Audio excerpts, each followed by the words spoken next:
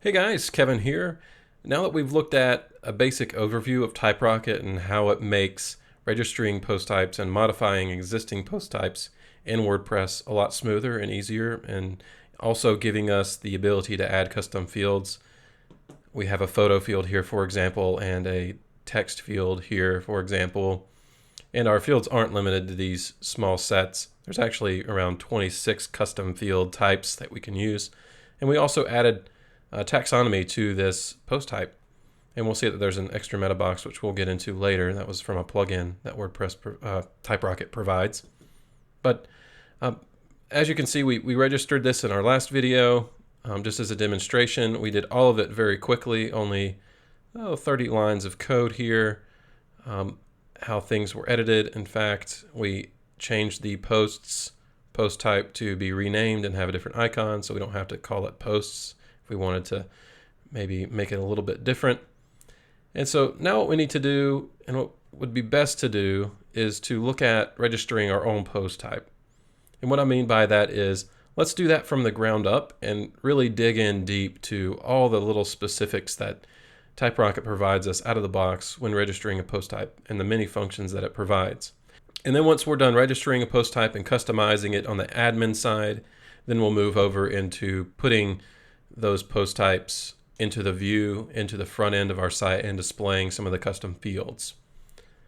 So again, in this video, we'll be using an MU plugin install of TypeRocket, and it's configured to have Gutenberg turned off. Okay, so as we register post types and work with existing post types, Gutenberg will not be there.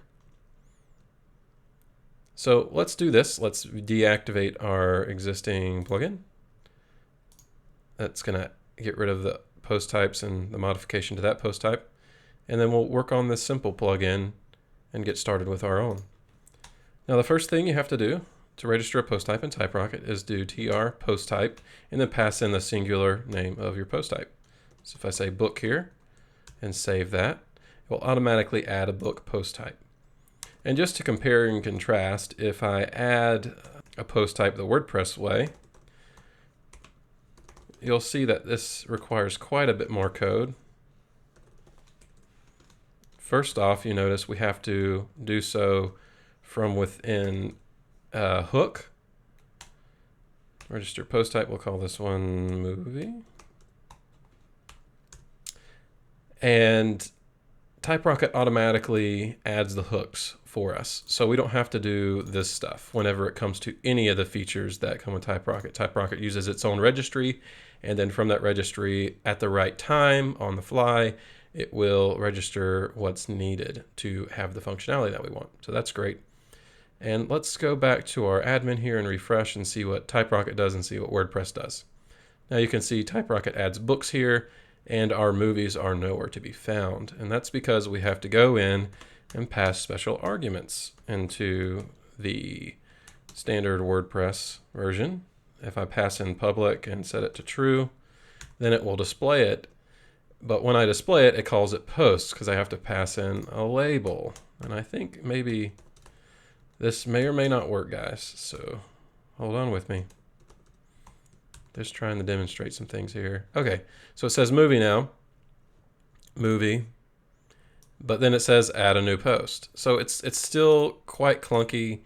There's a lot of configuration I have to do. Now, granted, it is going to be the fastest way to do it as far as code execution if you were doing this simple code here. However, that's not always what we care about. Sometimes the developer experience and getting our work done is the most important on time and on budget. So this isn't always the right way to do it. The nice thing about TypeRocket is because we're not using plugins, we're not using WYSIWYG interfaces, we can actually still have very optimal code. TypeRocket isn't that much slower than the regular WordPress way of doing it, and it's a whole lot faster than using plugins. So let's stick with the TypeRocket way, okay? So our post type's now gone because we were looking at movies. So I'm going to go back to the WordPress admin here. And let's look at our books post type. It's pluralized. If I hit add new, it says add new book. It's exactly what we want. However, it says add title here. I don't know what that title is for. So let's do this. Let's set the placeholder title, or the title placeholder text, to something else. Let's say enter book title here. And I'm pretty sure WordPress likes to keep it lowercase, so let's just do that. Now to match up, okay, enter book title here. That's great. Okay, so maybe an ISBN number is needed. Let's add that. Now to add custom fields to a post type in WordPress, or TypeRocket, in WordPress using TypeRocket, get it right. We're going to do set editor form, and that puts our form fields underneath the editor. So let's do that real quick. Create a form variable. We're going to call tr form, and this is going to create a form for us, and it's going to automatically wire in and connect to our data for this post type, so the fields will automatically populate. So I'm going to do ISBN, okay, and save that, and then nothing's going to happen because I already see a mistake. I have to echo this field out, so we need to echo that field onto the page. Scroll down, here's ISBN. Maybe we don't want it underneath the editor though. Maybe we want it just below the title. So set title form, refresh. Now it's above the title. And there's a few of these. Set form, we have bottom, top. So let's try top here. Now it's above the title. Of course, it's a little weird looking. I don't really normally use that. Most of the time you want the title at the top. Let's set bottom. And look at what that does. All the way down here underneath our meta boxes, it's now been added. Okay, so we can place that form just about anywhere we want. We can also put it into a meta box. So let's look at doing that. We need to register a meta box, so tr meta box book details, whoop. And then to add fields into a meta box, we just set a callback. And there's only one function for this. Okay, then we're going to move our form into the meta box. And then to apply a meta box to this post type, we would need to assign this post type to a variable. And then this variable, I want to apply the meta box. So I'm going to just do this, and then I need to assign this registered post type to a variable. Space this out a little bit better. Okay. And then if I refresh the page here, scroll down, now we have book details in a meta box. There's also another way that we can add this meta box into our post type without having to assign variables. We could set the supports feature of this post type. So set argument supports, and then we can add what we want to support. Maybe we want book details. And whenever you register a meta box, your label gets converted to lowercase and then underscored as to be the ID. So we have to pass in the ID, and it will be the same for any post type we register. So instead of uppercase book, we'll see that it's lowercase book as the actual ID of it.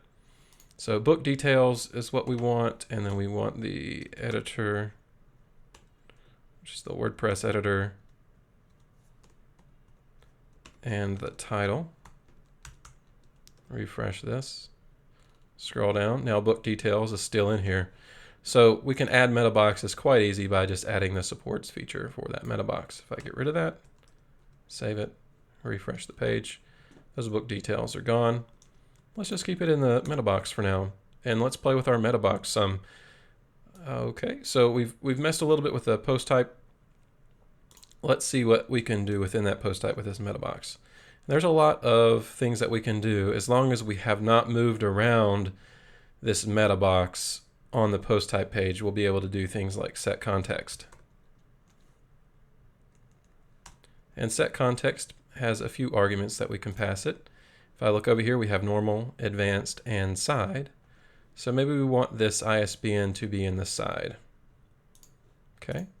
And I just jumped over to the code. If you're wondering, I did command and click to jump into that method call. So to kind of see the options that we have. And if I refresh this page, well, now I'll see that book details is down at the bottom. And if I wanted to, I can do set priority. I think I want it to be high. And that should throw it at the top above the publish section. And there we go. And you'll note that if we move a meta box, let's say I move it down here and refresh the page, that high level no longer takes place. In fact, I think because I moved it to the side, if I get rid of side here, it won't jump it back to the normal context. Yep, so just keep in mind if you start moving meta boxes around the page, those default settings will no longer take place because the user settings override that. Okay, so we've got our ISBN number. Maybe you want a book cover. I'll set that in here real quick. Let's do image. Image is another field. Book art. And then I have an image field. Okay. If I hit insert image, maybe this is the image of the book art and the ISBN number, we would get to enter. Okay, so that's adding a meta box in. Let's look at adding a taxonomy. So TR taxonomy. It works very similar to how the post type works here, in that we just have to apply the single argument. It will automatically pluralize it. So let's say we want an author. Save that. And we should notice that author is a reserved name, so we can't use that. But what we can do is we can actually override the ID of this. So set ID, and then I'm just going to prefix tr author, this post type, and now it can be added. Okay, and we'll look at how that works in a second.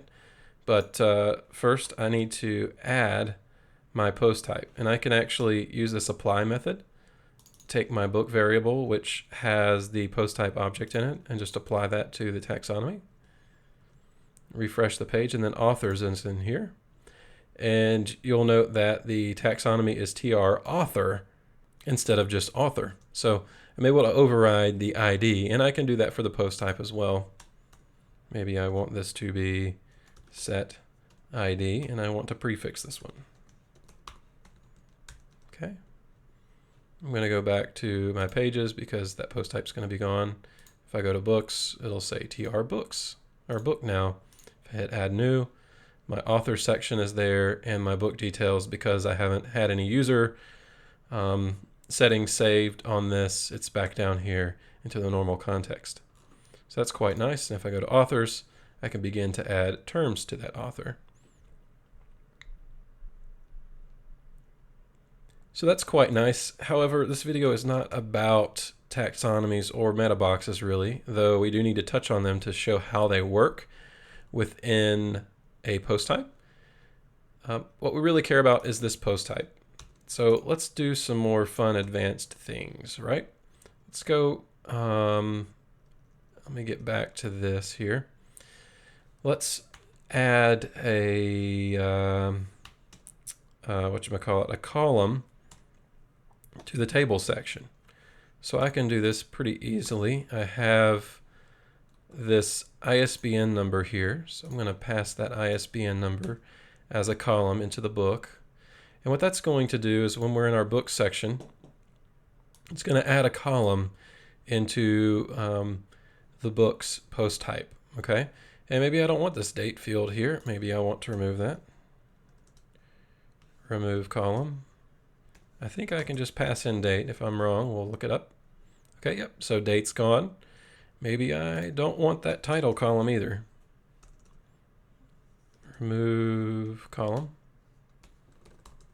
title. Okay. You just kind of break this out for us here.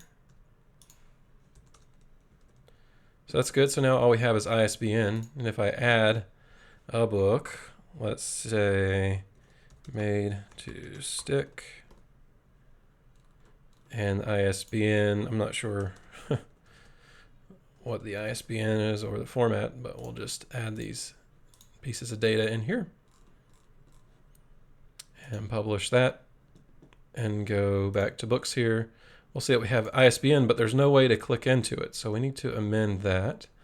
And I believe we can set primary column to ISBN. And notice I used the ID, the lowercase version. And now we have edit, view, and all that stuff.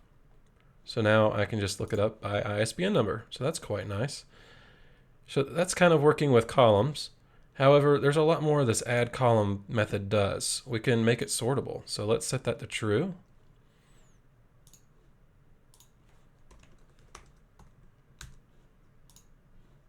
And then we can set the label to something other than ISBN. So maybe we want to do ISBN number. Okay. Close that out. Then we can set a callback. Well, what's this callback going to let us do? It looks like it's going to let us call whatever we pass it and then echo out that value. So right now, we have the ISBN here listed, but maybe we want to format that somewhat. So let's do that. Let's pass a callback. And it passes in a value. And then we can echo, or it's going to echo. If I look back here, it's going to echo the value, so we need to return the value. And let's say we want to basically put it in a strong tag.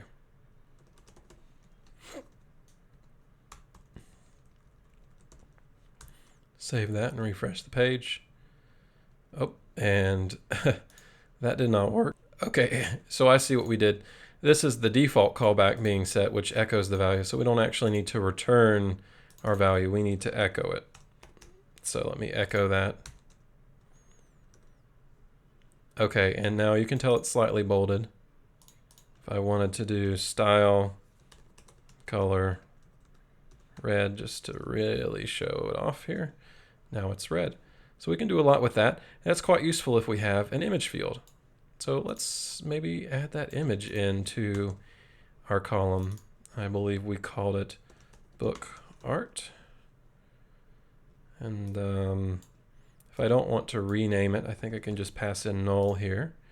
We don't want that to be sortable. So I'll pass in false here. And then let's echo out the value to see what we're dealing with. And you'll see here that it says 18. That's because the image field passes in the ID of the attachment inside of WordPress. So let's do WP attachment, get attachment image here. That's what we want. And then we need to pass in the ID, which is the value here. And then it looks like it says we can pass in thumbnail. That's what we want. Thumbnail. Okay. And then let's refresh this. And now we have the book art in here and the ISBN number and a little edit piece. Now that we've taken a look at adding columns with custom fields in here, let me go ahead and add the title and the date back in. Refresh this page here. We'll notice that our primary column is still the ISBN number. So I want to remove that as well. Refresh. Okay. So now that we've kind of worked through these settings, let's look at some of the other functionalities that we have. For example, this icon here is books. Maybe we want that to be an image or a different icon. So set icon. Whoops. set icon, and then I want that to be books, I think is the icon. Yep, so there's books here. I think book is also an icon. There's a random book. And I'm getting these from this page here. So under the dev, this is a plugin installed with TypeRocket. I have a lot of different ones. I can do bookmark here, refresh the page. Now it's just going to use a bookmark. And that plugin that I'm talking about is underneath our composer JSON file. You'll note that we have this dev plugin installed. And then if I look underneath the config here, we have the dev plugin turned on. And if I comment this out of our particular install, the page is gone. And so we no longer have that dev piece here, and developer mode is missing. By disabling that plugin, we get rid of that bit of developer tools that help us. Okay, so now that I have all this, let's look at what else we have at our fingertips. In fact, to do that, it's going to be better to go ahead and flush our permalinks for this particular post type. So let's do that, permalinks, and save these settings. Okay. And then inside of our book post type, we should now be able to view our book. And we're not going to see any of these custom fields yet. However, if I go to book here, we'll see a list of books. Now, this list of books is going to be limited to what our settings are in here, unless we override it. So if I go under, I believe it is reading, we have the blog post to show, which is 10, and this goes toward all of our post types. However, maybe we want to show more than 10 books. Maybe we want to show 50 books on this page. Well, normally in WordPress, you'd have to add an action, and that action would be get posts. And that pre-get posts is going to look for what's called the main loop, which is the main query that WordPress runs to load these posts on, let me pull this up. It's going to use that main query to load in these posts here. So what we want to do is we want to override that system, and this is a pretty common thing, so our post type gives us access to that. So we can say, I think set, let's just scroll down here because I can't remember it. There's quite, okay, archive posts per page, okay? And I can just set post to page to 50, and now that will set it from 10 to 50 for us. So that's quite nice. And then we can also set other arguments for the query. Let's see here. Set query key. So I can set other values here. In fact, posts per page, this would be the same thing as the above. Okay, so this is just a shortcut for making this call, really. And so we can set all kinds of things here. We could say post type, this is going to feel silly, to post, and then we should pretty much get nothing on this page. Yep, it's going to actually change it to give us our posts post type. So we're changing that main query. Okay, so that's pretty much the majority of what the custom post type system offers us on the back end. Obviously, there's a lot we can do with custom fields, but that really gives us a whole lot of control over our post type out of the box without having to think about any of the WordPress hooks or where those are registered. In the next video, we're going to look at getting our front end to work and maybe customizing this admin a little bit more so it feels just a little bit more professional.